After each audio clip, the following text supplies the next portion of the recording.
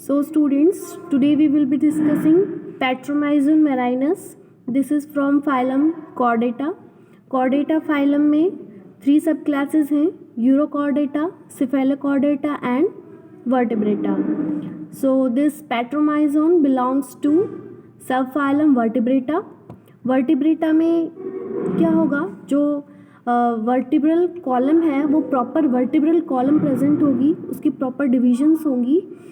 जो नोटोकॉर्ड है that is replaced by the vertebral column in case of the vertebrata. And petromyzon belongs to vertebrata. इसमें क्या होगा, इसकी जो वर्टिब्रल कॉलम होगी वो प्रॉपरली अरेंज्ड होगी instead of the notochord. So this is under phylum sub phylum vertebrata. उसके बाद इसकी जो डिवीजन है that is sub division agnathostomata. Agnatho means absence of, gnatho means teeth, जिसमें टीथ्स एब्सेंट होंगे, जॉलेस होगी, जॉज एब्सेंट होंगे. So this is a jawless vertebrate means agnathostomata. जब जॉज एब्सेंट होंगी तो इसकी जो बक्कल फनल है that will be circular. Mouth कैसा होगा, सर्कुलर होगा. So it will be under class cyclostomata, that is mouth is circular in shape. इसका ऑर्डर जो होगा दैट इज पेट्रोमाइजोन्टा. जो माउथ है that is surrounded by the buccal funnel. And हम जो पढ़ेंगे that species is petromyzon marinus. ठीक है students.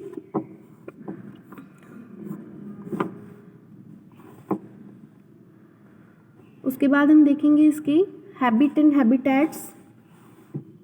Petromyzon belongs to Cyclostomata of subphylum Vertebrata. It is also called as lamprey. Its common name is lamprey. जो lamprey है या फिर जो पेट्रोमाइजोन है, it is both marine as well as fresh water. It is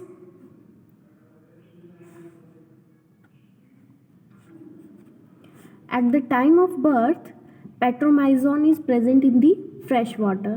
ठीक है. उसके बाद अडल्ट्स के टाइम पे it migrates to the sea water. Fresh water में फ्रेश वाटर से कहाँ जा रही है वो, that is from to sea water. और सी वाटर के बाद after attaining maturity for breeding it comes to the again fresh water. So इस तरह की जो माइग्रेशन है from fresh water to marine to again fresh water, this is called as anadromous. Anadromous क्यों, क्योंकि breeding के लिए वो कहाँ आ रही है, वापस फ्रेश वाटर में. Migration from sea water to fresh water for breeding is called as anadromous. और इसके अलावा एक और तरह का माइग्रेशन होता है, you must be knowing, catadromous migration, जिसमें ब्रीडिंग के लिए स्पीशीज कहाँ जाएंगे, from fresh water to the sea water. ठीक है. बट हमारी जो पेट्रोमाइजोन है ये कौन सा वो करेगी migration, it is anadromous migration. ठीक है. उसके बाद feeding, it is sanguivorous in nature. Sanguivorous means blood sucking जो एनिमल्स होते हैं, सॉरी जो फिशेज हैं, इट इज ब्लड सकिंग. और ectoparasite on large fishes. Ectoparasite, इसकी जो टीथ्स होंगे बकल फनल में, उससे ये क्या होगा, अटैच हो जाएगी लार्ज फिशेज पे और उनके ब्लड को क्या करेगी, सक करेगी. So this is ectoparasitic fish. उसके बाद इसकी जो लोकोमोशन है it is by lateral undulations of highly muscular body. ठीक है. रेस्पिरेशन बाय गिल स्लिट्स होगी. इसमें 7 pairs of gill slits present होंगे. ठीक है. वो मैं अभी आपको आगे डायग्राम में दिखाऊंगी. इसमें 7 पेयर्स ऑफ क्या होंगे, गिल स्लिट्स प्रेजेंट होंगे. इसकी जो लाइफ साइकिल है, लाइफ साइकिल में 2 फेजेस हैं, एक लार्वल फेज है और एक अडल्ट फेज है. जो लार्वल फेज है, larva is called as ammocoetes larva. और वो कैसा है, दैट इज़ फ्रेश लिविंग, क्योंकि मैंने आपको बताया कि ये जो है ब्रीडिंग के लिए सी वाटर टू फ्रेश वाटर जो है माइग्रेट करती है. तो फ्रेश वाटर माइग्रेट करती है तो इसका लार्वा जो है वो कहाँ होगा, फ्रेश वाटर में होगा ऑब्वियसली. ठीक है. अमीनोसिटस इसका लार्वा होगा. It will be filter feeding and microphagous. Microphagous means जो स्मॉल माइक्रो पार्टिकल्स को फीड करेगा। पूरी लाइफ साइकिल में लैम्प्रे जो है सिर्फ एक बार ब्रीड करती है, ठीक है। It breeds adults breed only once in their life.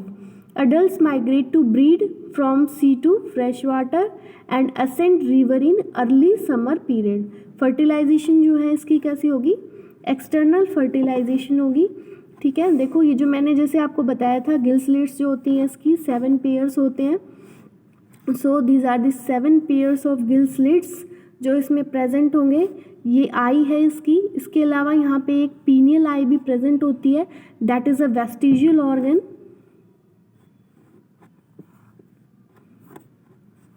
जो इसका बक्कल फनल है उसमें राउंड टीथ्स प्रेजेंट होंगे। ये इसका बक्कल फनल का स्ट्रक्चर है। इसमें देखिए आप बाहर की साइड जो है ये फिम्बरी प्रेजेंट है। These are called as oral fimbriae. ये जो स्ट्रक्चर्स आपको दिखाई दे रहे हैं these structures are oral fimbriae. ये जो बाहर की साइड आपको इस तरह से एक्सटेंडेड ये जो स्ट्रक्चर्स दिख रहे हैं दीज आर ओरल फिम्बरी। और ओरल फिम्बरी के बाद जो है आपकी मार्जिनल मेम्ब्रेन प्रेजेंट होती है। मार्जिनल मेम्ब्रेन जो ये आपको लाइंस दिख रही हैं, curve lines after the oral fimbriae, these are marginal membrane. उसके बाद supra oral tooth plate present होती है and then lateral bicuspid teeths are present on the tongue. Tongue पे टूथ्स क्यों प्रेजेंट होते हैं, for the attachment to the large fishes. जैसे मैंने आपको बताया this is a sanguivorous fish, तो सैंग्विवोरस है तो ऑब्वियसली ब्लड सकिंग है। ब्लड सकिंग है तो इसको जो लार्ज फिशेस हैं उसके साथ अटैचमेंट के लिए कुछ हुक्स या फिर कुछ इस तरह का स्ट्रक्चर चाहिए जिससे कि ये क्या हो फिशेस के साथ क्या अटैच हो जाए। तो उस पर्पज़ के लिए इसके पास टीथ प्रेजेंट होते हैं जो कि टंग पे प्रेजेंट होंगे और टंग से जो है ये लार्ज जो फिशेस हैं उनके साथ अटैच हो जाएगी और फिर वहाँ से उसका ब्लड सक करेगी।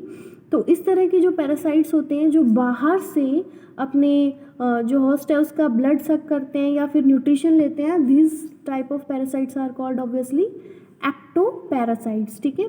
सो लैम्प्रेज एंड एक्टोपैरासाइट्स ये बाहर से ही क्या है अपने होस्ट का जो है ब्लड सक करती है with the help of attachment of teeth जो है उसके साथ अटैच हो जाती है और वहीं से उसका ब्लड सक करती रहती है, अपना न्यूट्रिशन जो है बॉडी के होस्ट की बॉडी के बाहर से ही लेती रहती है।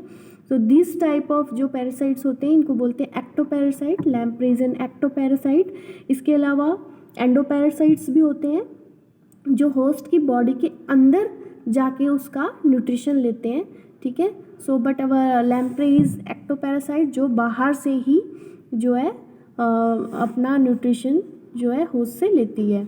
उसके अलावा ये सेंसरी सिर्राई प्रेजेंट होते हैं, ठीक है। माउथ जो है बिल्कुल सेंटर में लोकेटेड होगा।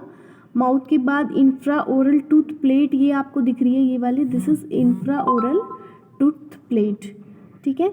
सो this is the structure of buckle funnel. उसके बाद हम नेक्स्ट इसमें कल जो है इसका लैम्प्रे का डाइजेस्टिव सिस्टम डिस्कस करेंगे। होप आपको समझ आ रहा होगा।